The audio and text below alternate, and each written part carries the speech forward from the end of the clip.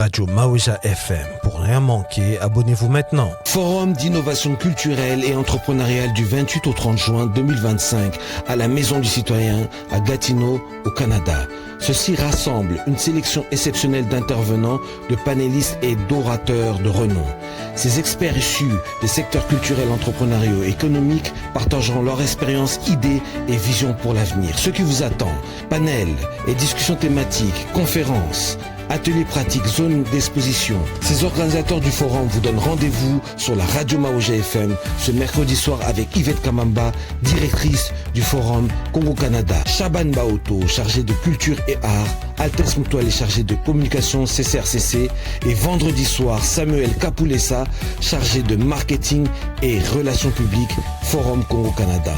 Et enfin, Julie Mwaka, chargée des exposants, des stands et des kiosques. Rendez-vous avec la radio Maouja FM avec les organisateurs du Forum Congo-Canada 2025.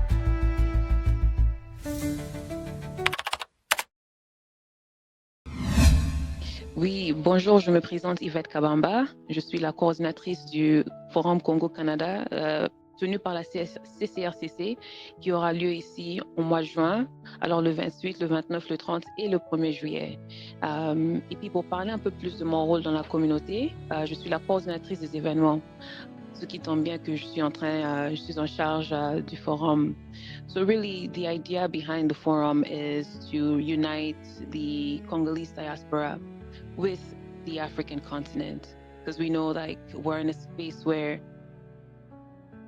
that collaboration is needed. That's the next step that we need to take to unify both the African diaspora with the talent that is back home. Because as you know, most of us living here still have a lot of ties, I should say, with the continent. So this forum is really focused on bringing the key players from the country and the key players here as well in one space to have those conversations to really like build that momentum. Oui, je dirais que oui, puisque même si tu es un Congolais qui a grandi avec l'anglais, tu as toujours une obligation à ton pays pour vraiment communiquer et vraiment être dans la communauté, même dans la culture congolaise. Il te faut le français ainsi que les langues congolaises. Ben, je dirais peut-être moi, je suis moitié nigériane et moitié congolaise. J'ai grandi plus avec mon côté nigérian, mais n'empêche que maintenant que je m'intéresse plus à m'intégrer dans la communauté et la culture congolaise, je vois qu'il y a beaucoup à apprendre, il y a beaucoup aussi à faire.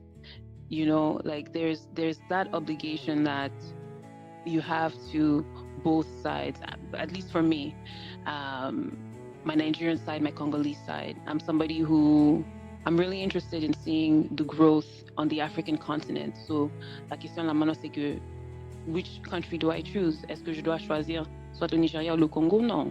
Pour moi, j'ai une obligation aux deux pays. So, je pense que oui, même les Congolais qui grandissent ici en Ontario ou les pays non francophones, ben, ils s'intéressent toujours à leur culture. So, ils sont intéressés. C'est juste la manière de trouver une manière de les aider à s'intégrer, de l'anglais au français dans la communauté congolaise. I think that's my stance. That's the mindset that I'm coming with, is making sure that the French Congo is still accessible to Congolese English speakers.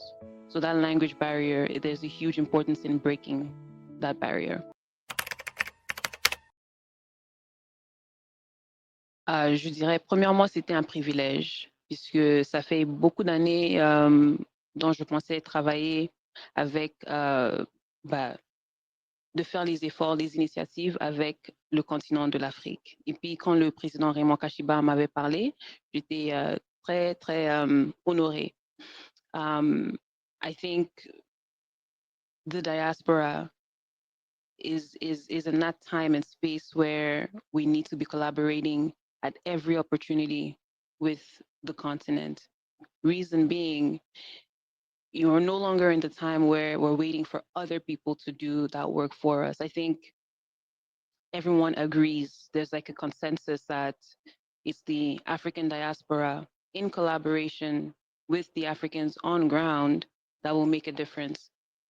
You know, the people back home are not just waiting, they're doing stuff. But the challenge is the environment is not always conducive. So there's a lot of opportunity for that knowledge transfer, that partnership between diasporan organizations, diasporans themselves, to then also hold hands or join efforts with the Africans on ground.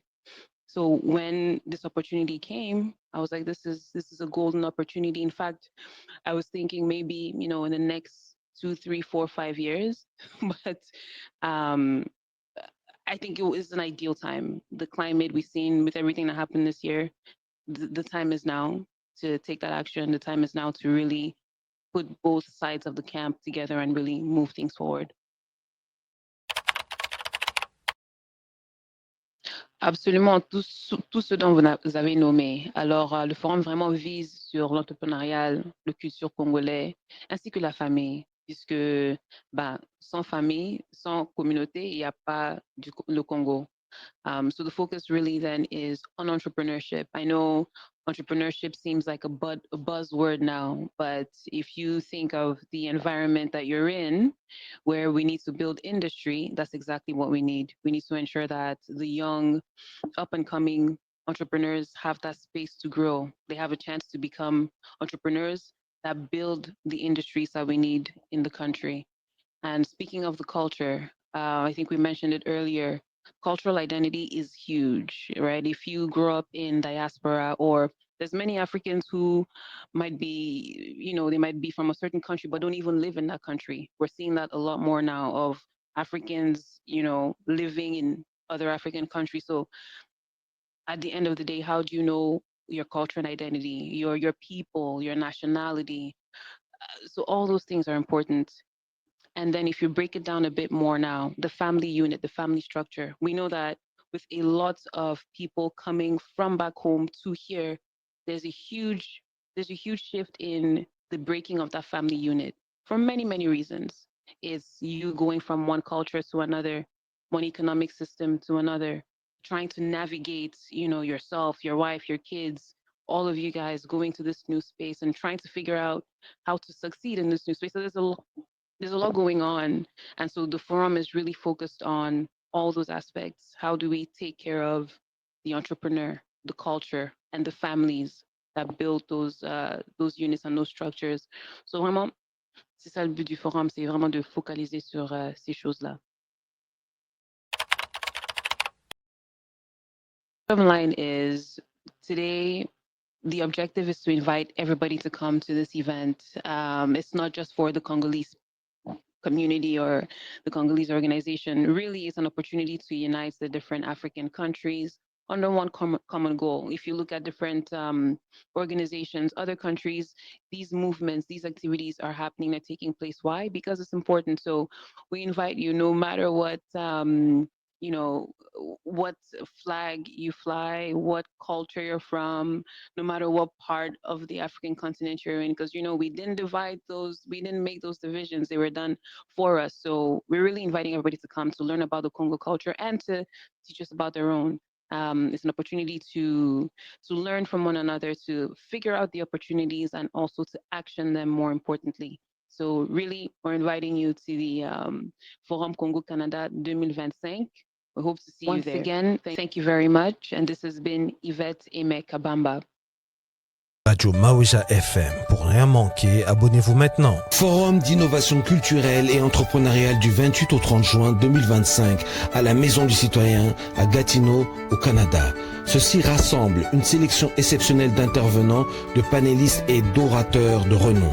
Ces experts issus des secteurs culturels, entrepreneuriaux et économiques partageront leur expérience, idées et visions pour l'avenir. Ce qui vous attend, panels et discussions thématiques, conférences, ateliers pratiques, zones d'exposition. Ces organisateurs du forum vous donnent rendez-vous sur la radio Maouja FM ce mercredi soir avec Yvette Kabamba, directrice du forum Congo-Canada. Shaban Baoto, chargé de culture et art. Altesse Mutuelle, chargé de communication CCRCC.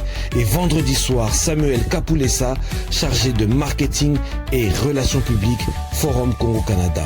Et enfin, Julie Mwaka, chargée des exposants, des stands et des kiosques. Rendez-vous avec la radio Maouja FM avec les organisateurs du Forum Congo-Canada 2025.